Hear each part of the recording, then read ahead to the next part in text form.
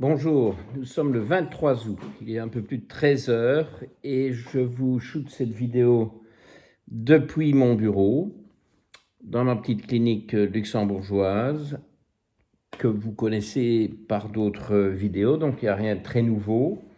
Alors la raison pour laquelle je le fais d'ici, c'est que j'ai un peu besoin de notes parce que je veux vous présenter des témoignages. Et donc, je vais vous les lire sur l'écran de mon ordinateur. Et donc, cette capsule est un peu une réaction au feedback que j'ai reçu depuis la dernière. Donc, on est toujours dans le thème de l'hémoglobine glyquée, alias hémoglobine glycosylée, ou HbA1c, que vous commencez à connaître. Alors, certains internautes ont dit que ça tournait à l'obsession. Bon, ben, sans doute, voilà.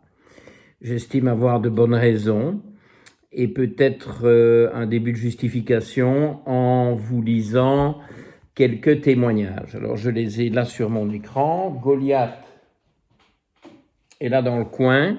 Malheureusement, on vient de rater Oxo. C'est un peu dommage. Mais écoutez, on a raté Oxo, mais je ne veux pas rater Goliath. Et je veux, parce que Goliath va peut-être aller faire un tour. Regardez, il est là, il attend. Ah oui. Oui. Mais il aime bien la caméra, ce Goliath. Alors peut-être que... Oui, voilà. Goliath va aller faire un petit tour. Allez, va vite. Allez, va. Regardez ma récolte de champignons de hier. Ah oui, mais il y a le son, je m'éloigne. Voilà la récolte de champignons de hier. Vous voyez, avec mon premier cep, tout petit, quelques girolles et d'autres choses. Bon, je ne vais pas manger tout ça. Et ça, c'est avant-hier. Regardez-moi ça. Pas mal, hein? Pas mal. On est en pleine saison. Et Goliath croit qu'on va aller promener. On est en pleine saison. Et donc, champignons. Alors, Goliath va aller faire son petit tour. Et alors, je ne veux surtout pas rater, parce que ça risque à tout moment de se perdre. Alors, on vient, c'est ici qu'il y a tous les dossiers des patients. Je peux vous dire qu'il y en a. Et alors, regardez ce que j'ai pour vous ici. Ouh! Regardez. La petite Rosette. Oh! Eh ben, c'est là qu'elle se planque.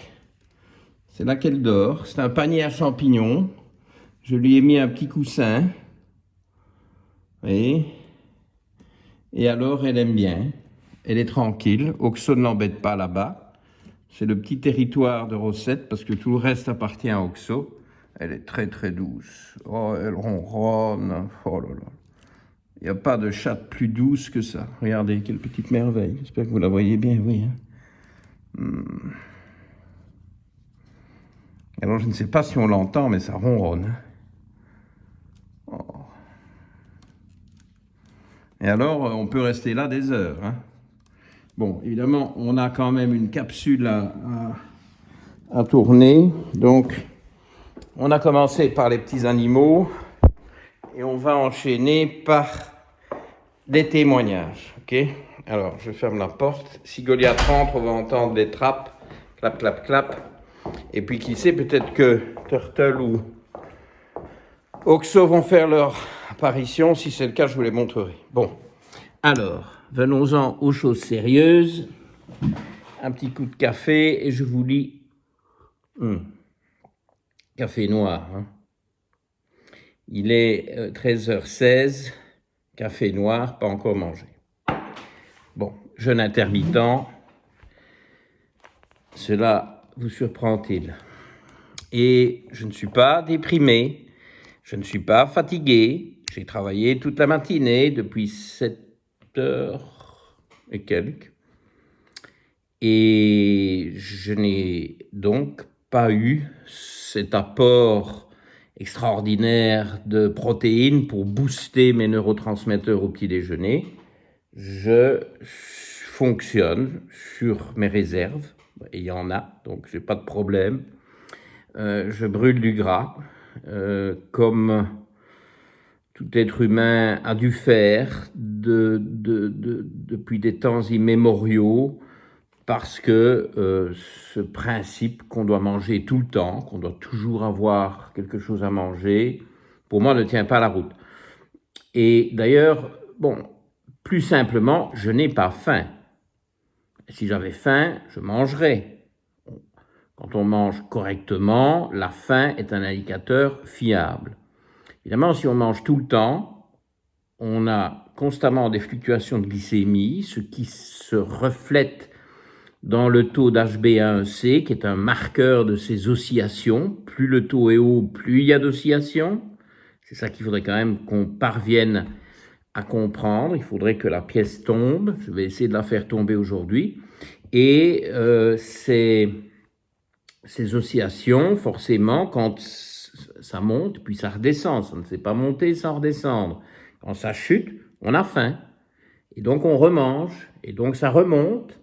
Mais comme je vous dis, ça ne peut pas remonter sans rechuter, donc ça rechute. Et donc on a de nouveau faim, et donc on mange de nouveau. Et alors on justifie ça très bien, scientifiquement. Alors ça c'est la pseudoscience. Scientifiquement, entre guillemets, on justifie ça en disant, mais c'est jamais qu'un vœu pieux, en disant, ah oui, mais il faut maintenir les taux de glucose. Voilà. Et c'est comme ça qu'on a de l'énergie, et c'est comme ça qu'on peut réfléchir, et c'est comme ça qu'on fonctionne. Eh bien, vous en jugerez, mais je crois être cohérent, et j'espère vous tourner une bonne capsule. Mon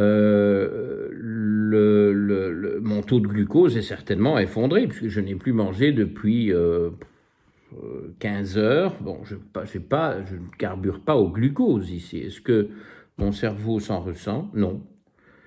Je carbure à autre chose. Il n'y a pas que le glucose comme carburant. Et donc, si on en venait au témoignage, parce que justement, c'est une réaction à la capsule précédente qui vient d'une internaute. Et alors, je trouve ceci sur mon profil Facebook. Donc, ceux qui sont abonnés à ma chaîne YouTube ou qui regardent mes capsules sur YouTube, peut-être ce serait peut-être utile d'aller également vous connecter à mon profil Facebook, parce que les deux sont complémentaires. Il y a des informations qui sont d'un côté et qui ne sont pas de l'autre, et ça va dans les deux sens. C'est vrai pour les deux, parce que voilà, les moyens sont différents, et donc je peux poster des choses sur Facebook que je ne sais pas poster sur YouTube, et puis sur Facebook j'interviens plus ou moins quotidiennement, d'une manière ou d'une autre. Notamment en répondant aux questions. Donc voilà, c'est une internaute. Alors, je ne vais pas utiliser les vrais prénoms, on va l'appeler M, parce que c'est l'initiale de son prénom, elle se reconnaîtra. Et voici ce qu'elle me poste. Je viens de voir sur ma prise de sang que je suis à 5,9% d'HbA1c pour 45 kilos. Il ne faut pas être obèse pour être prédiabétique. Je suis désolé, mais mes collègues pensent qu'il faut être obèse pour être prédiabétique. Mais non. Voilà. Et voilà. Ce n'est pas une patiente que je connais. C'est quelqu'un voilà, qui débarque sur mon profil YouTube. Je n'en ai jamais entendu parler jusqu'à présent. 45 kilos, 5,9% d'hémoglobine glycosylée. Donc, officiellement prédiabétique. J'ai 54 ans, à quoi dois-je m'attendre et comment faire baisser ce taux? Merci. Bon, ben alors, s'ensuit un dialogue que nous avons, voilà. Donc, j'ai répondu, j'ai dit, écoutez, allez voir mes vidéos sur l'hémoglobine glycosylée, mon obsession, mais peut-être un jour vous commencerez à comprendre pourquoi je suis obsédé, parce que des cas comme ça sont indétectés. Enfin, heureusement, elle a quand même un taux d'HbA1c, mais son médecin qui a bien fait en testant ce taux, lui a simplement dit de réduire le sucre. Mais vous voyez, c'est ça tout le problème. Si elle réduit le sucre, mais qu'elle commence par un verre de jus d'orange au petit déjeuner en se disant « Ah, ça c'est sain », et puis qu'à 11 heures, elle mange une galette de riz en se disant « Ah, ça, c'est vraiment, c'est dégueulasse ». c'est pas sucré. Ah, si ça l'est, mais il faut garder en bouche pendant 1 minute. Et puis alors, le sucre, pouf, explose dans la bouche, mais on n'a pas l'impression que c'est sucré, on a plutôt l'impression que c'est salé. Et donc, voilà, il n'y a pas de graisse, il n'y a rien. Donc ça fait un bon 11 heures. J'ai déjà eu des patients à qui leur diététicien ou diététicienne avait conseillé ça à 11 heures. Hein. Je peux vous dire que je vois ce genre d'horreur. Et ça ne change pas. Je continue à voir ce genre d'horreur. Bon, enfin, ça c'est à 11 heures. Et puis évidemment, le sacro-saint goûter où il faut du sucre parce que grâce à la prise de sucre à 16 heures, eh bien, on va dormir comme un loir, on va être bourré de sérotonine et on va avoir un moral du tonnerre. Eh bien, non, parce que c'est en bouffant du sucre à 16 heures qu'on devient prédiabétique, comme cette dame. Vous voyez, si elle réduit sa quantité de sucre, mais qu'elle continue à en prendre dans des snacks ou pour débuter sa journée, et surtout si elle débute la journée avec les premières bouchées qui vont créer un pic de sucre, eh bien, son taux d'hémoglobine glycosylée ne va pas diminuer. Elle va diminuer sa consommation de sucre. Si la chronologie est mauvaise, son taux ne va pas diminuer. Croyez-moi ou pas, moi j'en vois des dizaines et des centaines. C'est mon expérience et je la partage avec vous. Et vous n'êtes pas obligé, évidemment, de me suivre. Simplement, je vous propose de vous interroger et d'un petit peu investiguer pour voir exactement où vous en êtes, comme cette patiente l'a fait. Alors bon, l'échange des posts sur Facebook, évidemment, la pauvre femme, je viens de visionner la capsule sur votre conseil, me voilà bien inquiète du coup. Je ne suis pas là pour inquiéter les gens, ok? Donc, moi, si vous voulez, je suis médecin. Je vois des gens qui ont des plaintes ou qui veulent faire de la prévention. Je ne vois pas des gens qui sont en super forme, qui n'ont besoin de rien, et mes conseils ne s'adressent pas à eux, ok? Si vous êtes jeune, que vous êtes très sportif, très dynamique, que vous bougez tout le temps, et a fortiori que vous avez un bon taux d'HbA1c, ceci ne s'adresse pas à vous. Je ne suis pas en train d'instaurer une dictature sanitaire basée sur l'HbA1c ou sur le sucre. Je suis là pour aider des personnes comme cette M comme dans James Bond, hein, oui, mais c'est pas la même, comme cette personne, bon, bref, en fait, celle de James Bond était plus âgée que 54 ans. Hein. C'est cette extraordinaire actrice anglaise que j'ai déjà vue au théâtre. Et bon, elle est exceptionnelle. Et donc, cette personne ici, elle pense être en bonne santé. Elle ne l'est pas parce qu'elle a une HbA1c de 5,9. Alors, vous me direz, bon, ben, oh, elle ne deviendra probablement jamais diabétique. Bon, d'abord, vous n'en savez rien, moi non plus. Hein. Ensuite, la mémoire. Il est prouvé que la mémoire, à cause de cette caramélisation du cerveau, baisse au fur et à mesure que l'HbA1c monte. C'est prouvé à partir de 60 ans. Bon, elle en a que 54. Bon, est-ce qu'elle a envie de commencer à avoir une baisse de mémoire dans quelques années? Non. Est-ce qu'on a envie d'évoluer vers une perte de cognition et une certaine dégénérescence du système nerveux central? Non. Donc, on maintient l'HbA1c en dessous de 5, un chiffre qui correspond à la décennie d'âge. Donc, elle devrait être en dessous de 5,5%, donc idéalement 5,4 ou moins. Bon, à 5,9, il y a du boulot. Hein. Il y a du boulot et c'est pas en diminuant le sucre qu'on va y arriver, c'est en repositionnant ce sucre en dessert et pas à 16 heures. Pas à 16 heures. Bon, voilà Goliath qui crie, bon, qui m'appelle. Donc, attendez-vous au pire ici. On va voir ce qui va arriver. Alors, j'ai posé la question, personne n'a attiré l'attention sur ce résultat normal. Par exemple, le médecin prescripteur, et donc le médecin prescripteur, qui a déjà bien prescrit, hein, bon, on peut déjà se féliciter, a demandé de diminuer le sucre, mais a dit qu'il n'y avait rien d'alarmant. C'est vrai qu'il n'y a rien d'alarmant, mais si elle en est là à 54 ans, à 5,9, où sera-t-elle à 64 ans? Ou à 74 ans, 74 ans, parce que à ce moment-là,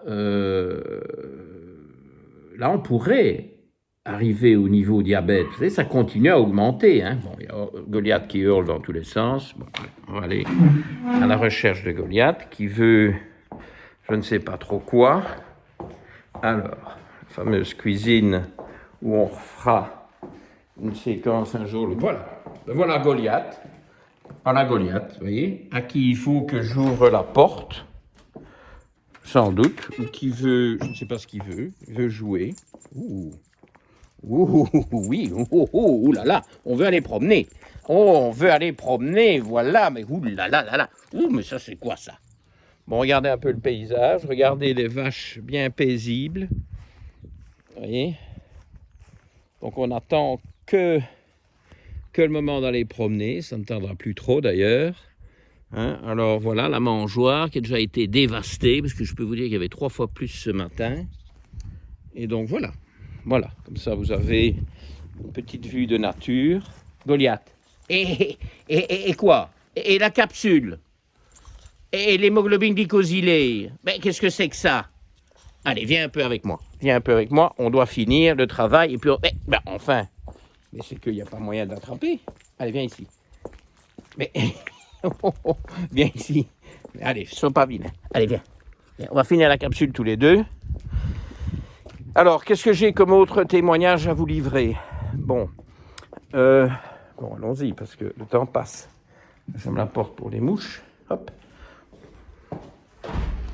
Alors, j'ai un témoignage très intéressant qui est exactement copie conforme de mon cas personnel. Alors, on va vous remettre sur le support.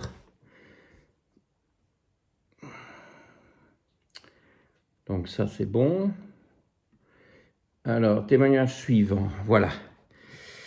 Alors, cette internaute-ci, c'est encore une femme, on va l'appeler V, ok, elle se reconnaîtra. Mon HbA1c est de 5,5. Comme je peux voir la photo, bon, c'est un peu trop haut, hein, je pense qu'elle devrait plutôt être à 5,3, à la rigueur 5,4. D'ailleurs, elle dit peut mieux faire, mais oui. Alors voilà ce qu'elle dit. Au boulot, je sucre mon café et je bois de l'eau. Mais en rentrant chez moi, je recommence avec de l'eau et un fond de grenadine. Alors ça nous en dit beaucoup. Parce que le fond de grenadine, on se dit, ah oui, mais ce n'est qu'un fond. Et donc, voilà, peu de sucre. C'est le conseil du médecin précédent, diminuer le sucre. Ah ben, je mettais beaucoup de grenadine, maintenant je vais mettre un fond de grenadine. Eh bien, zéro ça. Zéro. Le fond de grenadine, à chaque gorgée, ça va être un pic de sucre. Le pic de sucre ne dépend pas de la quantité de sucre. Le pic de sucre, c'est un pic de sucre qui est limité par le pancréas et par le cortisol, donc il ne va pas au-delà d'une certaine limite. Et donc, peu importe la quantité de sucre et de grenadine qu'il y a dans votre gorgée d'eau, ça va créer un pic de sucre. Et une demi-heure après, regorgée d'eau avec grenadine, peu ou prou, et repic de sucre. Est-ce que la pièce va tomber? Enfin, bon, la patiente prend de bonnes résolutions. Elle me dit, je vais arrêter tout ce sucre illico presto. Ça, j'aime bien. Je vais manger les fruits après le repas du midi, alors. Je mets des canneberges dans mon petit déjeuner, peut-être pas indiqué non plus. Ben, de nouveau, ça dépend. Si on commence par les canneberges, ça va créer un début sucré, ça va pas fonctionner. Peut-être que s'il n'y en a pas trop, que c'est en dessert du petit déjeuner, ben alors ça devrait passer. Et puis évidemment, le jeûne intermittent est une machine pour faire baisser l'hémoglobine glycosylée, incomparable à nul autre pareil. Et donc ça, c'est aussi quelque chose qu'on pourrait envisager pour cette patiente pour faire baisser son hémoglobine glycosylée. Moi, mon hémoglobine glycosylée est quand même passée de 5, 8, parce que j'ai été à 5,9. C'est possible que j'ai été à 5,9 à un moment donné, mais en tout cas certainement 5,8. Bon, maintenant j'oscille 5,4, 5,5. Bon, parfois 5,6, et là je me sens coupable, bien que, bon, pour mon âge, c'est borderline. Voilà. Et donc, voilà, je lui dis, vous faites totalement fausse route avec votre fond de grenadine, car la quantité de sucre n'importe absolument pas. Où il y a du sucre, même très très peu, où il n'y en a pas, et je dis, il faut choisir. C'est comme pour boire et conduire. Il faut choisir. Alors, voilà le dernier témoignage maintenant, qui est vraiment très intéressant parce que ça, c'est encore une troisième internaute. Il n'y a pas que des femmes, hein, mais enfin, bon, ici, c'est par hasard, c'est 3 témoignages féminins. Ça, c'est pas sur ma page Facebook, ça, c'est en réaction à une capsule. Probablement, justement, ces capsules sur l'HbA1c. J'ai fait un copier-coller sur mon écran, comme ça, je vous le lis. On va appeler celle-ci P. Tu reconnaîtras aussi. Merci docteur, depuis que je mange le sucré en dessert uniquement et que je pratique le jeûne intermittent, voilà, quelqu'un qui suit les conseils, très bien, je n'ai plus jamais envie de sucrer entre les repas. Voilà, ça se corrige tout seul. Il faut simplement mettre ça en place. Je prends parfois un snack de différentes noix quand j'ai un petit creux, alors que j'étais très sucré avant. Oui. Ah, oui. Elle était sucrée, ne l'est plus. Moi, je suis plus sucré, j'ai aucune envie de sucre à 4 heures, je n'ai aucune envie de sucre à 10 heures du soir, alors que c'était quelque chose qui était très courant auparavant. Je mange du sucre en dessert et j'en mange bien. Je ne... un peu trop bien peut-être, mais toujours en dessert, jamais comme snack. Bon, il y a Goliath qui n'en pense pas moins, il se dit, bon, c'est quand la promenade? Bon, on avance. Alors, ce qui est intéressant, c'est que sur la même conversation, j'ai une autre internaute, une troisième qui est V aussi, mais qui n'a rien à voir avec les précédentes. Et alors ça, c'est encore plus intéressant, peut-être, quelque part, bien que, bon, là, on va vers la pathologie, ce qui n'est pas tellement le but de ces vidéos, mais bon, je pense que c'est quand même bien de partager ça avec vous. Donc moi, je réponds à la précédente, à P, exactement comme moi, 6 points d'exclamation. Et alors, cette V-ci, je pense qu'il y avait une V encore avant, enfin bon, je m'y perds un peu, mais peu importe. Moi de même, me dit-elle, étant diabétique, je contrôle régulièrement mes glycémies et celle-ci reste correcte malgré la prise d'une note sucrée après le repas, soit des fruits, soit une cracotte avec de la confiture maison, ou encore glace maison, ou chocolat noir noisette, après le repas. Cette prise sucrée n'est pas systématique car l'envie de sucre est nettement moindre.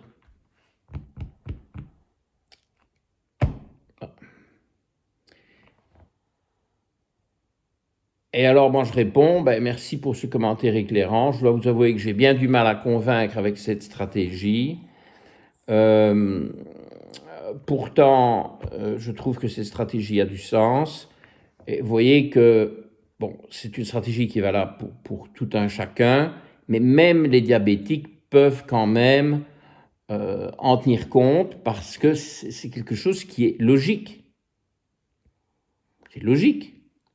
Du sucre pris à la fin du repas ne va pas avoir le même effet que du sucre pris seul ou en début de repas. Et c'est la même chose pour les féculents. Par exemple, une purée de pommes de terre qui est très sucrée, ne commencez jamais le repas par des bouchées de purée de pommes de terre.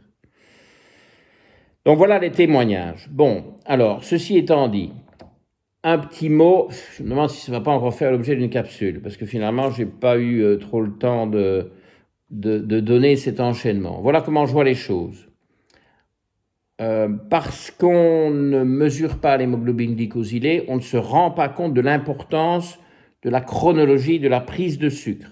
On ne voit pas tout ça, tout ce que ces témoignages reflètent, que le sucre pris à la fin du repas au lieu d'être pris seul ou au début du repas ou entre les repas a un effet totalement différent. Donc les conseils sont faux. On dit diminuer le sucre, on ne dit pas comment et quand. Donc c'est vrai que la chrononutrition, si on s'en tient à la chronologie de la nutrition, c'est bien. Mais le principe de la chrononutrition édicté par un médecin français il y a longtemps, basé sur de la pseudoscience, parce que tout ça c'est de la pseudoscience, les sécrétions enzymatiques, bon écoutez, on peut tout expliquer n'importe comment, les gens gobent ça, c'est pas des preuves scientifiques du tout. On résume un phénomène extraordinairement complexe à une seule petite explication qui a trait à la sécrétion chronologique des enzymes. Bon, écoutez, je ne nie pas, c'est probablement un élément à prendre en compte, mais s'il y a une telle complexité, il y a une tonne d'autres facteurs. Donc voilà, c'est des théories, mais qui ne reposent pas sur une véritable preuve scientifique. Et donc la chrononutrition, ben voilà, c'est à la mode et les médecins aiment bien parce qu'alors les patients font ce qu'ils ont envie de faire, c'est-à-dire bouffer du sucre à 16 heures, puis se retrouvent avec une hémoglobine glycosylée de prédiabétique quand ils pèsent 3 fois rien, qui sont très minces et qu'ils avancent en âge. Mais tout ça, ça va devenir des cerveaux caramélisés qui vont commencer à perdre leur mémoire, leur cognition et à dériver vers Dieu sait quelle pathologie neurodégénérative. Pas bon tout ça, pas bon.